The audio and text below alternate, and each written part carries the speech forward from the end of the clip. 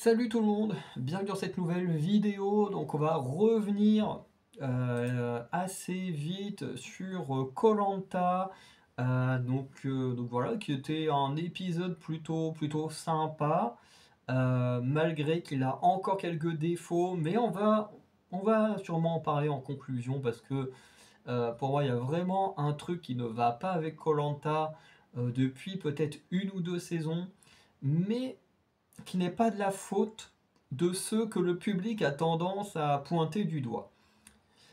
Donc on reviendra là-dessus. Donc l'épisode s'est ouvert avec l'arrivée de Louise au jury final, donc ça c'était plutôt sympa. Donc voilà, on a eu un petit retour sur ce qui s'est passé, notamment Louise qui n'en veut pas à Maxime de l'avoir éliminé. Elle se dit c'est logique, voilà, on l'a éliminé, il a voulu se venger, bon bah voilà, fallait s'y attendre. Et par contre, elle, ce qui la dérange, en fait, ça va être tout le fil rouge de l'épisode, donc ça c'est plutôt cool. C'est le cas Johanna et je sais plus comment ça s'appelle, Claire ou un truc comme ça. Attends, je vais regarder, ça va être plus simple. koh alors oh, bah, c'est bien, en plus je me marque koh il met direct Orange des 4 terres, donc ouais, donc c'est bien Claire, la dernière violette. Donc voilà, toutes les deux, donc qui apparemment ont plusieurs fois dû être dans la stratégie de cette équipe-là. Elles étaient quoi, elles des verts, enfin de toute façon une sorte d'alliance des différentes couleurs de toute façon. Mais en tout cas, à chaque fois, Claire et Johanna promettaient voilà, d'aider, et puis finalement ne votaient pas forcément en lien avec les autres, comme bah, l'élimination de Louise elle-même. Donc, il y en a forcément qui souhaitent son élimination. Ensuite, on arrive sur le camp. Sur le camp, j'ai pas noté grand chose de notable, hein. Et en fait, c'est le vrai problème de koh, c'est que sur le camp, la plupart du temps, c'est assez vide. Euh, voilà, faut le dire, c'est vide de chez vide. Le camp, il n'y a pas grand chose à dire. Là, les seules choses intéressantes, limite, c'était un peu les reproches envers Johanna par rapport au feu, au fait qu'elle monopolise entièrement le feu et qu'elle ne laisse la place à personne, mais qu'en même temps elle consume à mort le bois parce que bah, finalement elle veut gérer le feu, mais elle ne le gère pas comme il faut. Je vais peut-être me recentrer un peu mieux parce que maintenant que j'ai plus rien. Parce que juste avant, je tournais une vidéo où j'avais un truc. Enfin, du coup, il y avait une partie à montrer là, mais là, il n'y a plus le cas. Mais, euh, mais du coup, voilà, en ce qui concerne le camp, pour les seules choses que j'ai trouvé intéressant, c'est les reproches envers Johanna sur son travail. Enfin, sur son travail sur le camp, que voilà, elle monopolise et en même temps ne fait pas hyper bien. Donc, du coup, qui lui est forcément très reproché. Donc voilà. Et à part ça, bah en vrai, je trouve que la vie sur le camp, elle est un peu ennuyeuse à suivre. Voilà.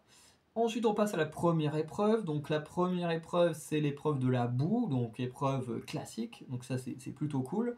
Euh, mais un classique avec peu de suspense, malheureusement.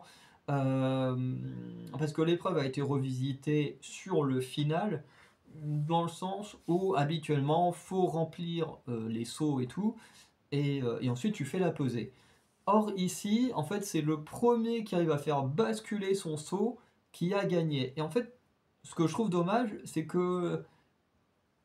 pardon, c'est que ça casse totalement le suspense qu'on a habituellement dans les épreuves de la boue. C'est-à-dire que là, ici, chacun va chercher la boue qu'il veut, chacun tente de faire la bascule quand il veut, et ce qui fait que t'as pas trop de suspense, ou quand, là, ce que là, c'est Naïs qui va gagner, et quand Naïs elle met son saut et que le saut il tombe, bon bah t'es en mode, bon bah ok, elle a gagné, c'est cool, mais toi, tu restes un peu sur ta faim, j'ai envie de dire. Là où habituellement dans l'épreuve de la boue, bah voilà, tu remplis ton seau et ensuite bah voilà, on en prend deux, ils mettent leur seau, celui qui a le plus lourd, bah hop, il reste, l'autre qui enlève son seau, bah du coup il gagne pas le confort, et puis ainsi de suite, et chacun s'affronte, et du coup ça fait durer le suspense jusqu'à ce qu'on sache qui avait le seau le plus lourd. Moi personnellement, je préfère cette version. Après, la version actuelle était pas mauvaise, voilà, faut le dire, elle était pas mauvaise. C'est juste que je trouve que en termes de travail de suspense, c'était pas terrible parce qu'une fois qu'un saut était prêt, ben en fait l'épreuve était terminée. Alors qu'au moins, quand tu as juste un chrono et que tu ne sais pas vraiment où en sont les différents aventuriers, et qu'une fois qu'ils font la pesée, là, tu as du suspense, parce que bah, du coup, chacun, entre guillemets, chacun leur tour, voilà, ils tentent de voir qui avait le plus lourd, et puis là, jusqu'au dernier qui pose son saut, tu as un réel suspense. Et moi, personnellement, c'est une partie que j'aime beaucoup dans l'épreuve de la boue. C'est peut-être même la partie que j'aime le plus, au suspense avec la pesée des sauts. Donc voilà. Après, c'est mon avis personnel. Après, l'épreuve, elle existe depuis tellement longtemps que c'est normal que c'est tenté de la revisiter. C'est totalement logique. Même si, malheureusement, ils ont enlevé toute la partie suspense de la pesée. Et après, ça se trouve, il y avait déjà eu d'autres versions sans la pesée, hein. C'est peut-être que moi, je me souviens pas de tous. Mais voilà, parce que je me souviens qu'il y a aussi eu. Non, en fait, je confonds peut-être des trucs. Non, je confonds avec d'autres trucs. Mais en tout cas, c'est fort possible quand même qu'il y a eu des épreuves de la boue sans la peser. Parce que quand même, en plus de 20 ans de koh, c'est obligé hein, qu'il y en a eu. Mais en tout cas, moi j'aime bien quand il y a la pesée. Mais ça m'a pas dérangé plus que ça qu'il n'y a pas, à part le manque de suspense. Donc voilà. Donc Inaïs, elle gagne. Elle peut emmener quelqu'un avec elle en confort. Et là, c'est un peu le moment un peu catastrophique de Naïs. En tout cas, moi, si j'étais Pierre-Marie, j'aurais eu un peu mauvaise en vrai, parce que en gros, elle hésite entre trois personnes. Donc, elle hésite entre Jérôme, euh, Jérôme l'ancien bleu. Elle hésite entre Pierre-Marie et elle hésite envers je sais plus qui. Je crois qu'il y a une femme, mais je ne sais plus laquelle. Bah, non, je sais plus laquelle. Mais bref, elle hésite entre trois personnes. Et le truc, c'est que elle se dit, bon ben, finalement, je choisis. En fait, elle fait un petit discours moitié sur chacune des personnes, disant à quel point ils sont géniaux et tout. Et ensuite, elle choisit Jérôme. Et là, Jérôme, en grand chevalier blanc, et c'est pas ironique quand je dis ça, il décide de lui-même de refuser le confort. Il dit voilà, moi j'avais déjà eu un il n'y a pas longtemps, en plus le tien était il y a 3 jours. Donc il fait voilà, moi je veux pas de celui-là. Donne-le à Pierre-Marie. Je l'ai déçu la dernière fois parce que je l'ai pas choisi. Bon, il m'avait pas compris, machin. J'ai fait ma promesse à Johanna, nana. Bon, on va pas refaire toute l'histoire de la semaine dernière. Mais il fait voilà, pour rattraper le coup, plus ou moins, donne-lui le confort. Et la réaction d'Anaïs, moi, si j'étais Pierre-Marie, j'aurais pété un câble, enfin pété un câble. Je pense qu'il y avait plus de raisons de péter un câble là que la semaine dernière, parce que la semaine dernière, Pierre-Marie, enfin, Jérôme ne faisait juste remplir une promesse. Or là, quand Naïs a dit, enfin quand elle écoute Jérôme et puis elle fait bon, bah, Pierre-Marie, on y va, allez. Tu vois, limite, t'as l'impression que elle a pas spécialement envie. Alors, ils vont passer un bon confort tous les deux, ils s'entendent très bien tous les deux, mais c'est la façon dont elle le dit, t'as l'impression que ça la fait chier de prendre Pierre-Marie, tu vois, parce que tu sens que c'est pas du tout son premier choix. Forcément, Pierre-Marie, il s'en rend pas compte, lui, il est juste heureux, il va faire un confort, en plus un confort où il rencontre des locaux et tout, donc c'est très très cool. Mais moi, quand j'ai vu le truc, je me suis dit, putain, mais j'aurais été vexé de fou. J'aurais été vexé de fou, moi, qu'on réagisse comme ça. Parce que tu vois, il y a une façon de le dire. Tu vois, même si t'es pas le premier choix, il y a quand même une façon de le dire. Bon, bah, ok, bon, bah, vas-y, on y va, Pierre-Marie, machin. Tu vois, c'est beaucoup plus cool que là, la façon qu'elle l'a dit. T'avais l'impression que ça la faisait chier, finalement, de prendre Pierre-Marie. Alors que 2 secondes avant, elle lui faisait des éloges pour dire, bon, bah, je lui fais des éloges, mais je vais pas le prendre. Tu vois, parce qu'à chaque fois que quelqu'un se fait éliminer, c'est on fait des éloges et puis on l'élimine. Et ben là, c'était un peu pareil. Euh, et du coup ouais, c'était marrant. Mais là, Pierre-Marie, heureusement, il a pas fait son petit caca nerveux. Mais je trouve qu'il avait plus de raisons d'en faire un là que la semaine dernière. Parce que moi, j'aurais pas aimé qu'on me traite comme ça, hein. Bref. Mais bon, après, voilà. Après, le confort en soi, il était plutôt sympa. Pareil, moi, tu vois, c'est un peu comme Pékin Express quand ils sont dans les familles, c'est pas le truc qui m'intéresse de fou. Alors le voir à koh bon voilà, ça m'intéresse pas des masses. Surtout qu'en général, les conforts, ça sort totalement du jeu. Les gens ne sont plus la tête dedans, alors que quand on avait des vétérans, entre guillemets, de koh bah voilà, même en confort, ils continuaient à réfléchir, à travailler les stratégies et tout. Là, tu sens qu'ils profitent juste à mort, et ils ont raison de profiter du confort. Mais du coup, on l'a déjà vu plein de fois à koh quand tu vas en confort et que tu te sors de la tête que tu es dans un jeu, en général, le retour est assez dur et beaucoup voilà, se sont fait avoir et se sont fait éliminer de cette manière-là. Donc, faut vraiment faire attention quand tu vas en confort. Faut kiffer, mais il faut pas oublier que le moment, il est éphémère par rapport à l'aventure. Donc, donc voilà. Et que chaque erreur, tu vas le payer très cher. Donc voilà.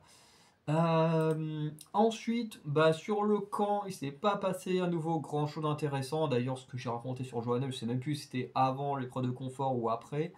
Il y a Gaël qui va trouver un collier d'immunité. Et là, alors j'ai pas encore regardé les réseaux sociaux, mais je pense qu'on a pu avoir l'instant complot. Et que là, je pourrais comprendre que des gens pensent que koh tout est scénarisé, tout est prévu à l'avance. Alors je ne dis pas que j'y crois, mais j'ai envie de dire que ceux qui pensent ça, ben en fait on leur donne le pouvoir d'y croire encore plus. Parce que Gaëlle, elle tombe sur un collier d'immunité et elle tombe comme par hasard, hein, voilà, pour faire le complotiste, sur un collier qui concerne son ancienne couleur. Parce que finalement, il y a des colliers d'immunité qui traînent sur le camp et des colliers d'immunité par rapport à tes anciennes régions. Alors, le concept, je le trouve génial. Le concept, je le trouve génial. Par contre, c'est vrai que ce qui fait un peu bizarre, c'est que bah, elle trouve elle a galéré à trouver un collier d'immunité, elle en trouve un, et c'est bah, celui de sa région, quoi. Donc, tu dis, bon bah voilà, ceux qui croient que koh c'est scénarisé, ou les gens qui n'aiment pas koh qui voudront absolument trouver des points pour ben, défoncer l'émission, ben là, avec un truc comme ça, ils ont clairement de quoi, de quoi défoncer l'émission. Alors quand je dis défoncer l'émission, ils ne peuvent pas défoncer toute l'émission juste sur un argument comme ça, mais ça leur donne un argument contre l'émission. Et après, c'est peut-être juste un coup de hasard, hein. Peut-être que vraiment Gaël a eu un énorme coup de chance de tomber sur un collier qui concerne la tribu de l'Est, parce que c'était l'Est, hein. Ouais.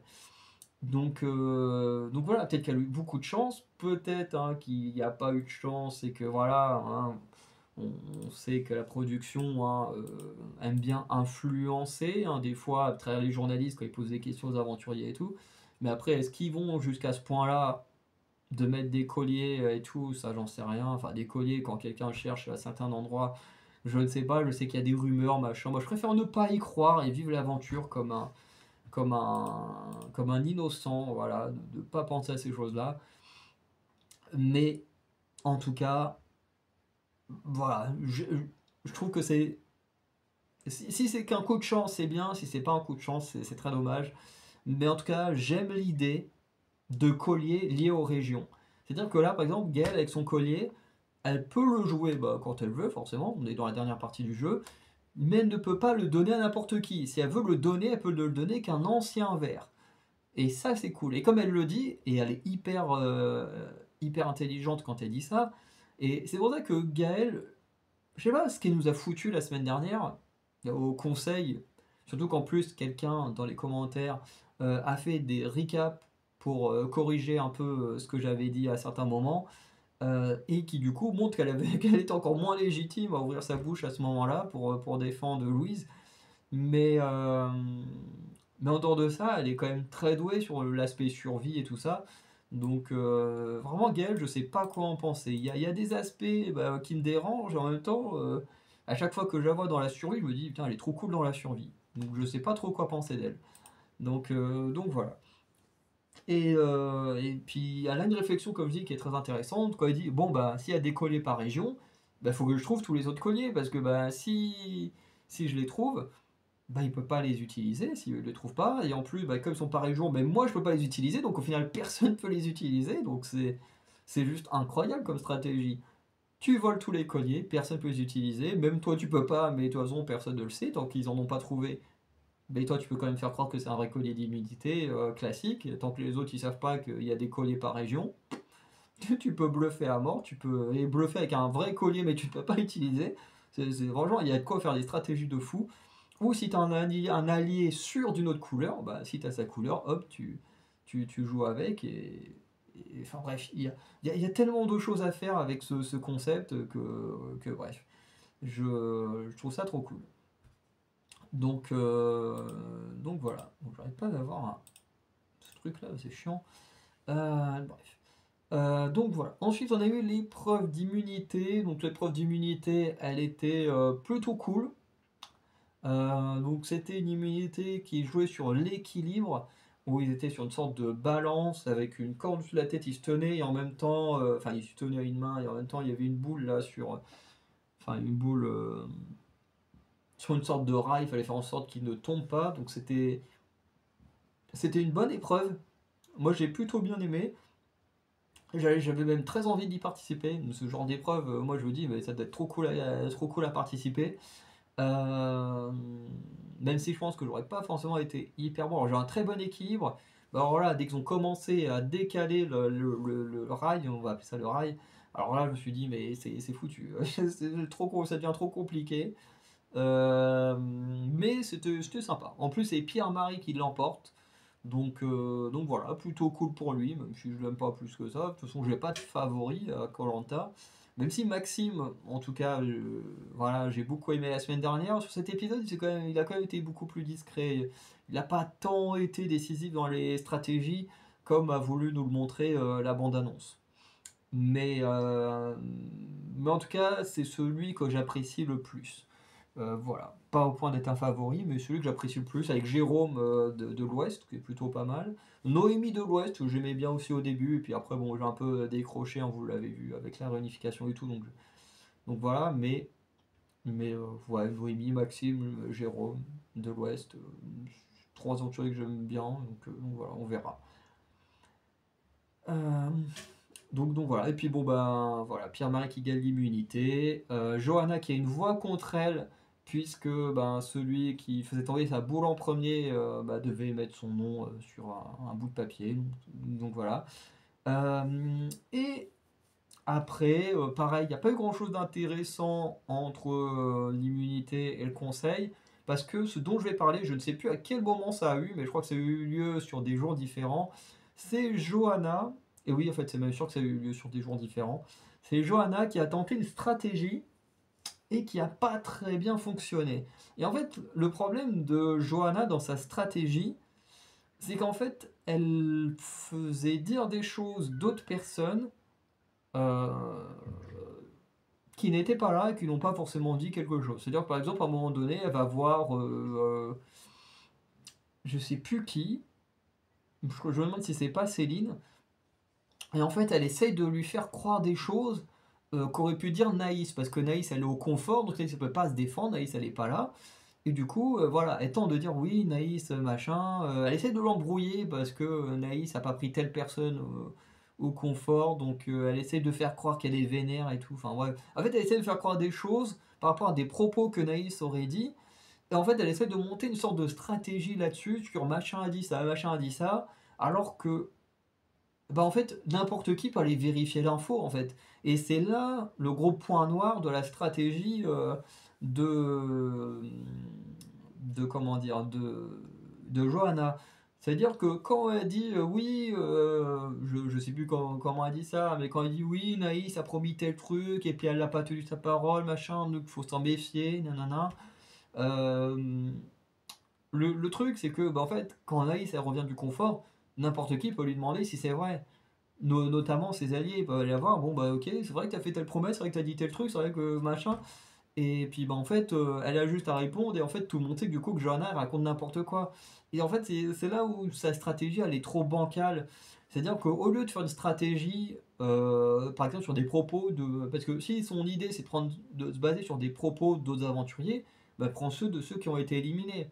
et puis de dire ah oui mais tiens machin avant qu'il se fasse éliminer on avait parlé de ça ou je ne sais quoi, et de toute façon quand c'est éliminé tu peux pas aller lui demander.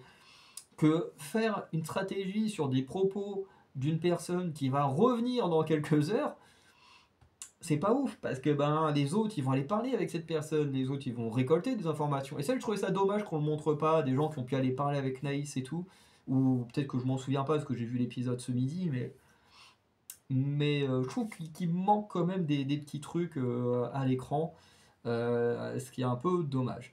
Mais dans l'idée, de toute façon, la stratégie de Johanna, elle était vouée à se casser la gueule parce que, bah, je veux dire, tu peux faire une stratégie pour rallier des gens à ta cause, mais en proposant des alliances, en proposant, tu vois, tu as toujours, tous les ans, il y a toujours, bon, bah, allez, vas-y, tu viens avec nous, tu votes avec nous, on te garde ce qu'on a aimé tous les autres, et puis, ben voilà, après, tu te démerdes une fois qu'on aura éliminé tous nos adversaires. Enfin, ouais, tu as toujours des alliances un peu particulières.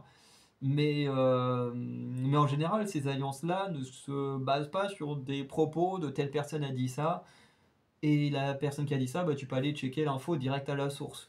Donc pour moi, je trouve ça cool que Johanna ait testé de la stratégie.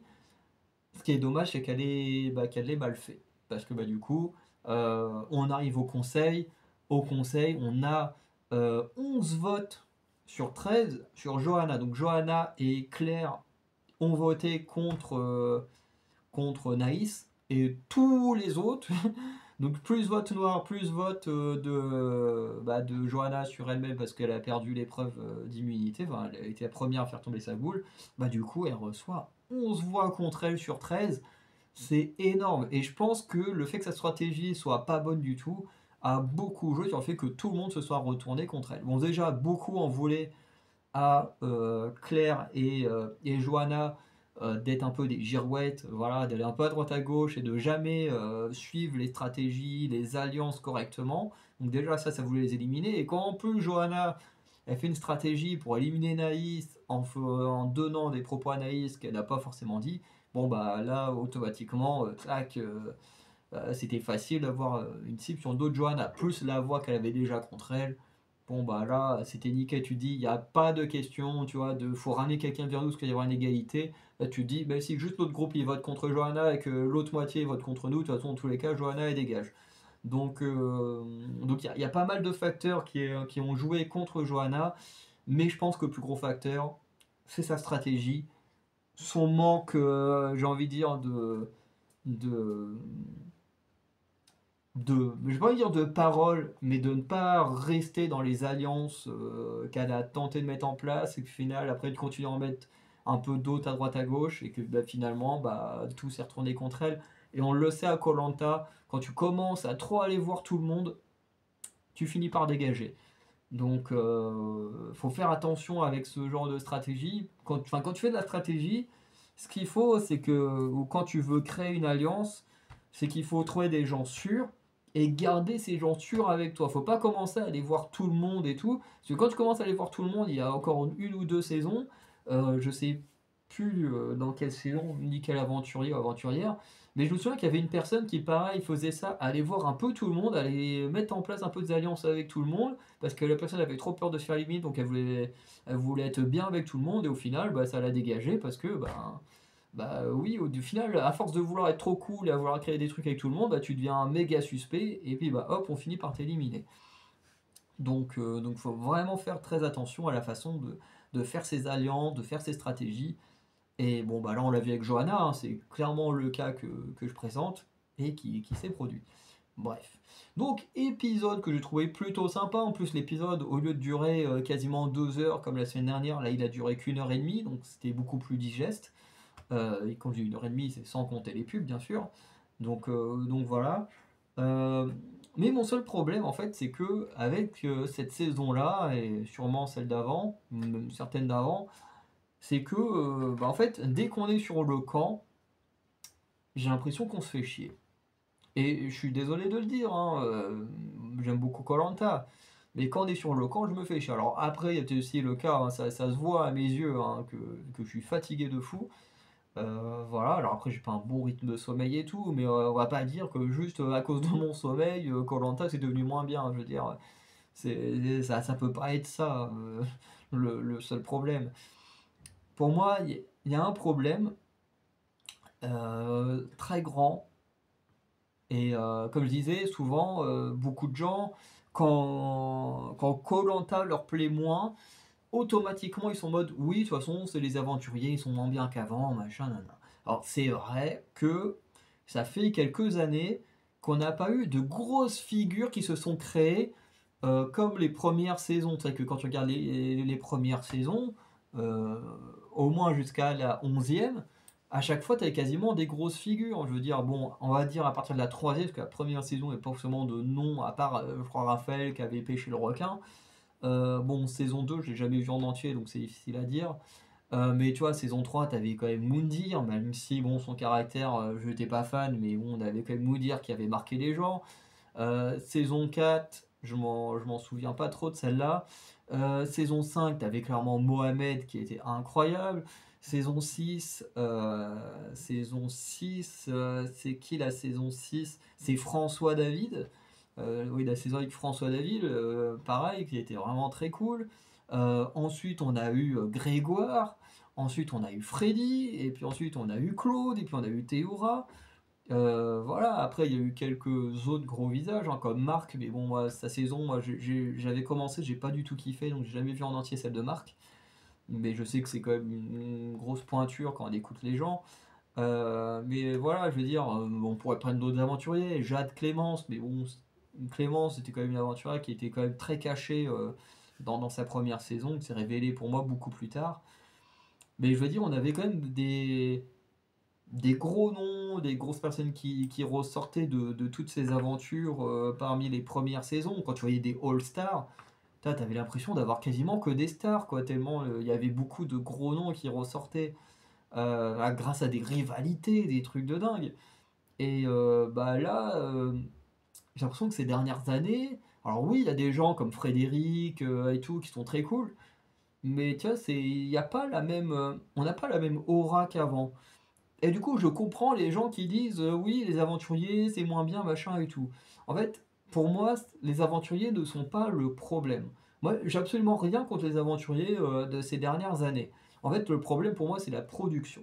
Déjà, la production qui fait un casting qui est devenu très différent d'avant. C'est-à-dire que là où avant, entre guillemets, on prenait bah, des gens du peuple, on essayait de faire un casting assez varié et tout.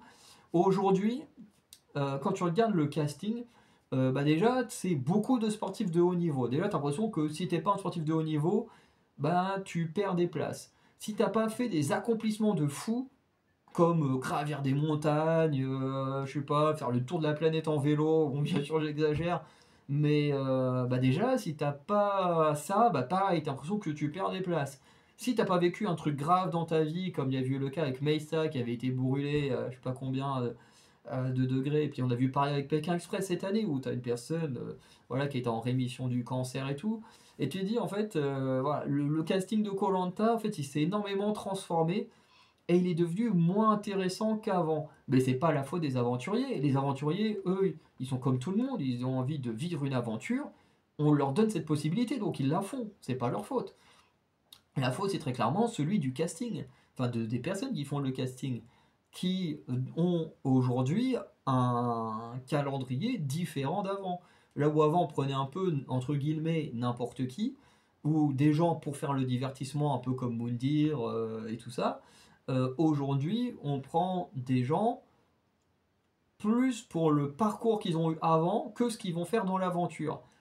Et c'est ce qu'on voit hein, quand tu regardes certains portraits. C'est oui, je vis tout seul dans la nature depuis des années. Enfin, j'exagère quand je dis la nature, mais vous voyez un peu le genre de profil dont je parle. Oui, j'ai gravi telle montagne. Oui, j'ai fait tel truc de dingue. Oh, pardon, j'ai roté en même temps. Mais tu vois, c'est toujours des profils.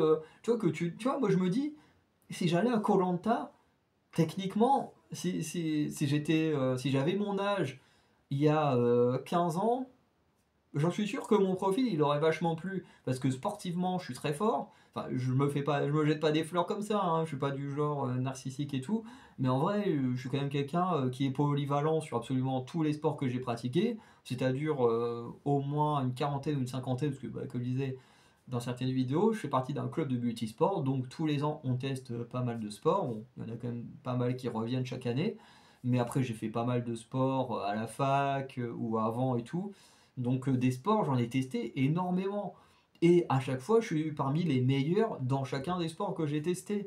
Donc je suis pas mauvais. Donc sur les épreuves sportives, je serais très bon. Moi, je suis un fan de stratégie, j'adore ça. Socialement, je passe avec tout le monde. Moi, au début, c'est vrai qu'aller parler à quelqu'un que je connais pas, c'est un peu compliqué. Mais une fois que voilà, le courant est passé, mais avec les gens, je m'entends à merveille. C'est extrêmement rare que je rencontre quelqu'un qui m'aime pas ou avec qui je m'entends pas. C'est quasiment impossible. Il faut vraiment que la personne soit une raclure pour que je m'entende pas avec.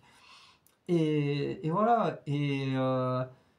Qu'est-ce qui manque? La survie. Bon, la survie, j'y connais rien, mais c'est clairement l'occasion d'apprendre des choses. Donc je me dis, tu vois, j'ai un profil quand même où je me dis, à koh je peux tellement m'en sortir. Le sport, la stratégie, le social, j'ai au moins 3 S qui peuvent m'aider à koh. Bon, après, est-ce que je serais vraiment capable de survivre à la fin et tout, ça, j'en sais rien. Parce que j'ai déjà vécu la fin avec ma famille, où pendant un temps, famille recomposée, on était très nombreux. Donc ben, des fois en fin de mois, ben, on mangeait qu'un repas sur deux parce que ben, on pouvait pas manger autant qu'on voulait. Donc j'ai connu tout ça, pas dans des cas extrêmes de koh, mais j'ai connu. Donc dans ma tête, je me dis que je peux le faire. Après, est-ce que c'est vrai? Est-ce que je peux vraiment le faire dans les conditions de koh? Ça, c'est autre chose. Mais je me dis, j'ai un profil qui aurait pu coller à koh. Sauf que le problème, c'est pas mes capacités actuelles avec le casting, c'est mon vécu. C'est que je n'ai aucun vécu. C'est parce que moi, ma vie, c'est écrire des histoires, faire des vidéos, des études, parce que ben voilà, faire des petits jobs à droite à gauche pour quand même gagner de l'argent. Euh, et en fait, c'est ça ma vie. Donc effectivement, ben, le casting, ils disent, bon ok, il peut être bon en sport, il peut être bon en stratégie, il peut être bon en ça, mais bon, à côté, on a des gens qui ont les mêmes profils et puis bah, qui ont gravi des montagnes, qui ont fait le tour de la planète, qui... Bah voilà, oui, oui, et puis bah c'est eux qui ont les places, et c'est très bien pour eux, parce qu'ils nous font du divertissement. Mais mais bah, en fait, on réfléchit trop le casting par rapport à ce qu'est la personne ou ce qu'elle était, plutôt que sur ce qu'elle va apporter au programme. Et déjà, pour moi, bah là, on fait une grosse erreur. Et je dis pas ça parce que bah, j'ai jamais été prêt à koh. Ça c'est pas un problème. Voilà, c'est le choix des directeurs de casting. Bon, voilà. Mais faut quand même reconnaître que quand on regarde les castings d'avant et les castings d'aujourd'hui, il y a quand même une méga différence dans le type de profil. Et le deuxième problème, c'est le montage. Le montage, il est horrible. Le montage, on passe quand même beaucoup de temps à montrer du blabla qui ne fait pas spécialement avancer le fil rouge. Par exemple, dans cet épisode, j'ai plutôt bien aimé parce que beaucoup de choses qui étaient sur le camp concernaient Johanna. Pour ça que je souvent dit, il se passait pas grand chose, parce que c'est vrai qu'il se passait pas grand chose, mais beaucoup de questions concernaient le cas de Johanna ou Gay qui cherchait un collier. Bon, après, il y a eu des trucs totalement osef dont on n'avait rien à foutre, mais pour moi, le montage est un vrai problème. Il y a plein d'épisodes où on s'ennuie parce que ben, dès qu'on montre le camp, on n'essaye pas de créer un vrai fil rouge à chaque épisode. C'est voilà, allez hop, on monte le camp, on monte des choses qui sont inintéressantes, des gens qui ont perdu la marmite, et puis allez hop, on passe 5-10 minutes, bon 10 minutes j'exagère, on passe au moins 5 bonnes minutes à montrer oh putain, on a perdu la marmite, on est les plus cons de koh, oh machin, comment on va trouver la marmite, oh mais qu'est-ce qu'on va faire sans marmite. Bref, c'est bon, on n'a pas besoin de passer 5 minutes là-dessus. Et, et en fait, pour moi, déjà, c'est un vrai problème. Le montage, il est plus du tout comme avant. Ou avant, bah voilà, quand on montait un épisode de koh, on le montait pour garder que les trucs intéressants. Là, t'as l'impression qu'on comble parce qu'il faut que l'épisode il fasse une certaine durée et que bah, s'il le fait pas, bah, on comble avec des trucs voilà, qui sont pas hyper intéressants. Et c'est le cas, par exemple, de la réunification et de la finale. Réunification coupée en deux, bah, faut que l'épisode il dure quand même le temps qu'il est censé durer initialement, chose qui fonctionnait très très bien avant, mais qu'aujourd'hui, bah, coupé en deux, bah, faut rajouter beaucoup de choses, et du coup, bah, beaucoup de choses bah, qui servent à rien. Et pareil pour la finale. La finale, bon, bah, quand c'est l'orientation, c'est cool, mais quand même, une heure, un peu plus d'une heure d'orientation, c'est quand même long. Et pourtant, J'ai été plusieurs fois en championnat de France de course d'orientation quand j'étais adolescent. Je kiffe la course d'orientation. Mais je me dis, regarder pendant 1 heure des gens faire la course d'orientation, c'est cool, c'est divertissant, mais en même temps, c'est long. Surtout que quand on sait que la doute quoi s'appelle la semaine d'après, c'est 1 heure de poteau. Donc ça pique. Donc, euh, donc voilà, avant ils savaient très bien faire le montage, ils savaient très bien divertir le public, ils savaient très bien construire les épisodes, et j'ai l'impression qu'aujourd'hui, bah, enfin quand je dis aujourd'hui, c'est quelque chose que je remarque depuis plusieurs années, c'est pas que de cette saison-là. Mais je trouve que plus on avance dans le temps, plus ça se dégrade, euh, et qu'il faut vraiment que la production retravaille sa façon de faire ses épisodes. Euh, voilà. En tout cas, c'est mon avis perso. Après, dans mon appréciation des saisons, il y a beaucoup de choses qui rentrent en jeu. Il y a toute ma vie personnelle. Parce que c'est vrai qu'actuellement, je suis à quelques mois bah, de vivre le plus gros changement de ma vie. Puisque, ben, pardon, désolé. Mais en gros, à partir de cet été, je ne serai plus étudiant. Donc déjà, je vais perdre mon logement. Je ne sais absolument pas où je vais me loger parce que bah, se loger dans ma ville, ça coûte beaucoup trop cher avec les salaires de job à temps partiel que j'ai. Bah, je peux pas trouver un appartement dans ma ville voilà, où les prix sont beaucoup trop élevés. Donc il faudrait que je retourne dans la ville où vivra que mon frère en septembre. Donc voilà. Et puis à côté de ça, ben, comme les études vont être terminées, il va falloir que je trouve un travail. Sauf que ben en fait je me trouve dans une position où c'est compliqué parce que ben, si je trouve pas de travail, bah, trouver un logement sans travail c'est compliqué. Et inversement, trouver un travail sans logement pour être sûr que je sois tout le temps là. Et j'ai déjà perdu un job, enfin perdu. Il y a un job où j'avais fait des entretiens où j'étais quasiment sûr d'être pris parce que quasiment personne voulait aller dans la BU où j'avais demandé. Et en fait, ben, comme à ce moment-là, le Crous voulait me virer de ma chambre parce que bah, il m'a dit voilà, ça fait 5 ans que t'es là, maintenant tu dégages. Du coup, bah, je me suis bataillé pour rester. Et je suis resté 1 an de plus, hein, puisque bah, je suis encore là. Et, euh, et du coup, bah, ça a joué sur ma place parce que bah, ils se sont dit entre quelqu'un où on n'est pas sûr qu'il sera là et quelqu'un qui a moins envie mais qui sera là, bah, ils ont pris la personne qui serait là et j'aurais fait exactement pareil. Mais du coup, voilà, j'arrive bientôt à un tournant de ma vie qui va être un peu compliqué pendant un petit moment. Et forcément, tout ça, ça me trotte dans la tête. Donc ça joue aussi sur mon appréciation des émissions en général. C'est aussi une raison pour laquelle j'adore les traites, mais que j'arrive pas à rentrer dedans parce que voilà, j'ai tout ça en tête. Je me dis, putain, faut que je bosse mon travail, faut que je bosse mon mémoire pour qu'il soit prêt pour le mois de septembre. Faut que je trouve un boulot pour le mois de septembre, parce que j'ai déjà mon job pour l'été, mais il me faut un job pour septembre, il me faut un logement pour septembre, ou sinon il faut que je retourne à Vire. Et c'est tout ça, ça me prend la tête, et du coup je pense que ça se ressent physiquement, ça se voit, j'ai quasiment des cernes tous les jours et tout, donc évidemment que ça aussi ça joue sur l'appréciation de l'émission, mais je pense qu'objectivement, les arguments que j'ai donnés sur l'émission, je pense que quasiment tout le monde peut le voir assez facilement. Mais pour être honnête, voilà, il y a aussi mon personnel actuel qui joue aussi sur l'appréciation de tout ça. Bref. Donc, je vais m'arrêter là. N'hésitez pas à liker, à vous abonner, à laisser un petit commentaire. N'hésitez pas non plus à vous allez, enfin, je te disais, laisser un petit commentaire, à dire ce que vous avez pensé de l'épisode, bref. Sinon, on va passer une bonne soirée, je vous dis à très bientôt. Ciao.